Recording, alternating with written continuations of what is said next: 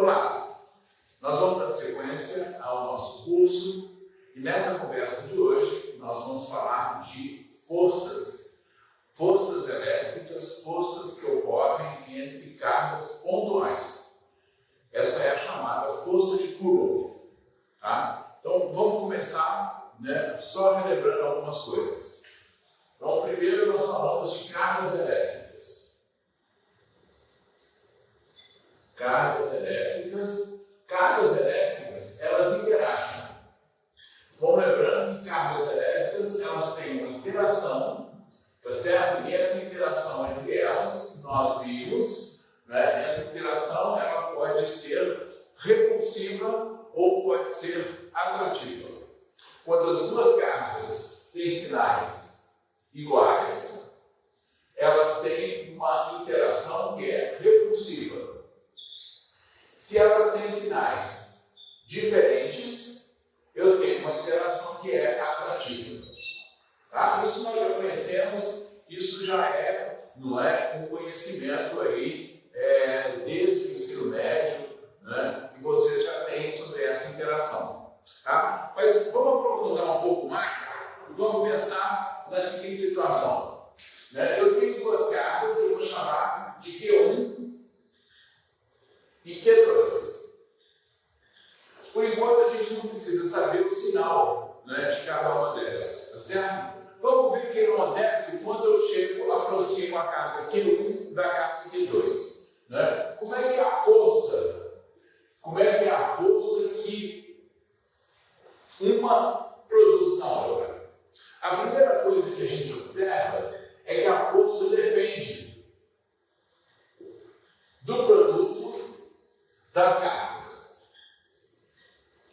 Essa é a nossa primeira constatação. A força depende do produto das cargas. A força depende da distância entre as cargas. E essa dependência aqui, essa dependência é uma dependência do mesmo tipo quando você tinha, quando você estudou em mecânica, a força gravitacional. Todo mundo lembra, aquela famosa expressão que um ponto, uma massa atrai outra massa, na razão direta do produto entre elas e na razão inversa do quadrado da distância. Aqui é a mesma coisa, tá certo? Depende do produto das cargas, e depende da distância entre elas com o inverso da distância. O inverso do quadrado da distância. Tá? Então, essa é a mesma, vamos chamar assim, a mesma estrutura que a gente já conhecia. Tem um elemento importante que depende do meio onde as cargas estão. Onde as cargas estão. Por quê? Porque, dependendo do meio, eu posso ter também uma interação das cargas com o meio. Nós vamos começar, nessa nossa primeira discussão, nós vamos começar tratando as cargas como se elas estivessem no vácuo. Ou seja, não existe nenhum tipo de material entre essas duas cargas. Tá? Então, elas estão no vácuo. O que foi que observou-se? Então, observou-se que, nesse caso, tá certo? A força entre essas duas cargas, ela tem como módulo, a força entre essas duas cargas, tem como módulo o produto das duas cargas, Q1 vezes Q2, dividido pela distância entre elas ao quadrado, e vezes uma constante K.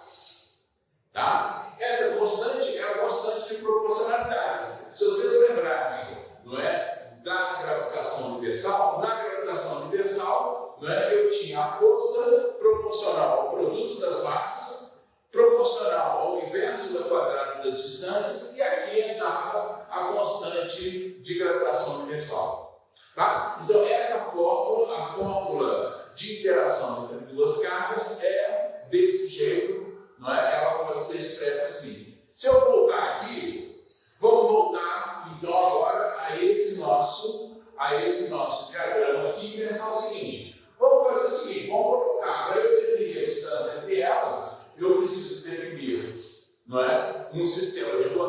coordenadas, nós já sabemos que a posição de uma partícula ela necessita da definição de um sistema de coordenadas. Como eu tenho as duas partículas no plano, eu vou definir, não é, um sistema de coordenadas aqui no plano.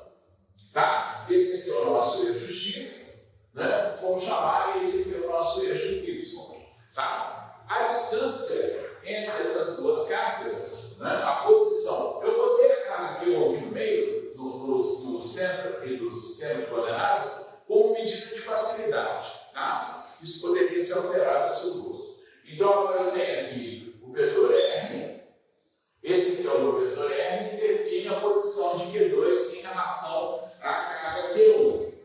Tá? Muito bem. O que nós vamos fazer aqui agora? Nós vamos agora calcular a força, né, que está agindo na carga Q2 a partir da carga Q1. Nós vamos chamar essa força, tá certo? Essa força aqui eu vou chamar a força que a carga 2 sofre por conta da carga 1. Da mesma maneira, eu posso dizer que a carga 1 sofre uma força provocada pela carga 2. Vocês olhando aqui, vocês vão perceber que essas duas forças compõem um par, não é, de ação e reação. Então eu posso dizer que o módulo da força com que a carga Q2 age na carga Q1 é igual ao módulo da força, não é, que a carga 1 age na carga 2. E é importante você perceber o seguinte: essas duas forças têm sentidos contrários, tá certo? Nesse caso aqui, eu estou dando um exemplo em que essas duas cargas têm o mesmo sinal. Não significa que elas são positivas, podem ser negativas, tá certo? Se elas forem positivas ou se elas forem negativas, né, eu tenho uma redução entre essas cargas. Tá? Vamos aprofundar um pouco melhor e vamos avançar um pouco melhor na análise dessa expressão aqui. Então, olha só, nós temos duas cargas pontuais. Lembra que nós estamos discutindo cargas pontuais. Mais adiante, nós vamos começar a discutir sistemas que ocupam um certo volume ou uma certa área, né? Ocupam uma região do espaço. Nesse começo, tá, nós vamos discutir cargas pontuais. As cargas para nós podem ser, não é, identificadas como pontos, elas não têm dimensão, certo? Mais adiante a gente vai, né, avançar em termos de cargas aí que ocupam uma determinada região do espaço. Tá? Muito bem. Então o que nós falamos? As cargas dependem, né, a força depende do produto, depende do inverso do quadrado da distância, né, e depende do meio onde a carga se encontra, onde as cargas se encontram. Essa dependência está expressa nessa constante aqui. Tá? Muito bem. Então agora vamos aprofundar no cálculo aí dessa carga.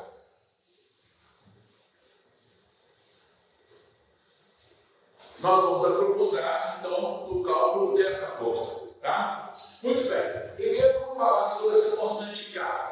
Essa constante K, tá certo? Essa constante K, né? Vamos só reescrever a força aqui. Força é igual a K, Q1, Q2, dividido por R ao quadrado, né? E essa constante K, ela é conhecida, tá certo? Essa constante K é conhecida como uma constante, o nome dela é constante eletrostática. E ela, na verdade, ela é representada por uma outra constante, que é essa constante ε0, que é conhecida como a constante de permissividade. ε0 é conhecida como a constante de permissividade.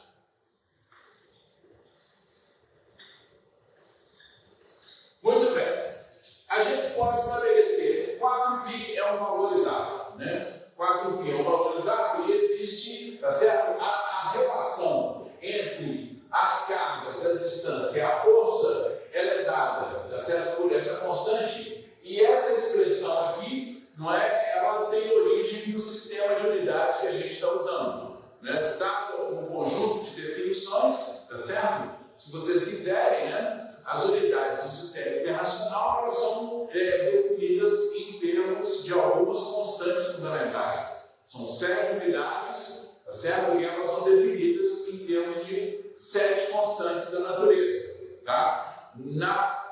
Na discussão passada, nós falamos da carga alimentar, né? Eu disse que a carga alimentar no sistema internacional ela é definida como valorizado, tá certo? Quando você começa a definir esses valores dessas constantes universais, né? E ao mesmo tempo as unidades, em função dessas constantes, você precisa ter constantes que vão fazer, né, a ponte entre uma coisa e outra, né? Então, para ficar claro, tá, o valor dessa minha constante eletrostática, a constante eletrostática tem como seu valor, né? A gente tem um valor aqui que é 8,99 vezes 10 elevado a 9 Newton metro quadrado sobre Coulomb ao quadrado. Vocês vejam aqui o seguinte: aqui, se eu tenho um produto de cargas, eu tenho Coulomb ao quadrado. Se eu tenho distância, tá certo? Faltou o vetor unitário, tá? Se eu tenho distância, eu tenho metro ao quadrado, né? Desse lado aqui eu tenho força que é Newton, tá certo? Eu tenho Newton aqui, eu tenho Coulomb ao quadrado aqui, eu tenho metro ao quadrado aqui, portanto essa constante tem que ser dada nessas unidades para eu fazer a ponte de um lado para o outro, né? E a minha constante, então, de permissividade, e para ficar bem claro aqui, essa é a constante, esse ε0, esse zerozinho aqui, quer dizer que essa aqui é a constante de permissividade do vácuo.